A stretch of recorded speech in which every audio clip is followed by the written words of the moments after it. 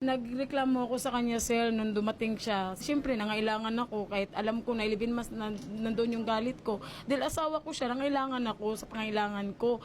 Yeah, boy. Tapos sabi ko, bakit ang lambot? Sabi ko, dapat nga matigas to Bunganga mo! ang katwiran niya, sir, siyempre, pagod ako, wala akong pahinga. Sabi ko, hindi naman to ganito Kung wala kang, tapos ang itim-itim mo pa, parang galing ka sa bundok, bumaba. Sabi niya, mainit daw doon sa Saudi, Dubai. Sabi ko, tapos, yun pala, painuman niya ako ng rubas. Sabi ko, bakit mo painuman ng rubas? Naramdaman ko, naninikip yung dibdib ko. Sabi ko, mamamatay yata ako nito. Sabi ko sa kanya. Sabi niya, ganun lang yan.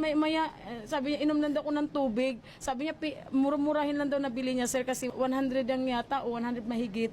Sabi niya, yan. Mas extreme yun. Ewan ko, sir. Basta uminom po ako, sir. Tapos, ang ginawa Bakit pinainom para? Para din daw ganahan ako. Nice. Oh, sabi ko, di mo naman ako kailangan yan di kilala mo naman ako Oh. Palaban din ako, sabi ko sa kanya. Boy!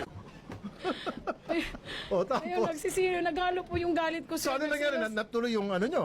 Hindi po, lang, ganun pa rin, malambot pa rin po. Sabi niya, matagal daw ang epekto, mamayang gabi pa raw. Sabi ko, ano yan, pinainom mo ko ng maaga, tapos mamayang gabi pa palang epekto niyan. Kasalanan mo naman lahat yan Wala epekto sa'yo.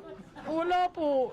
Natatakot po ako, sir. Hindi kasi Sabi niya, lumabas daw ako. ang robas Libangin ko raw sarili ko. Ginawa akong tanga-tanga.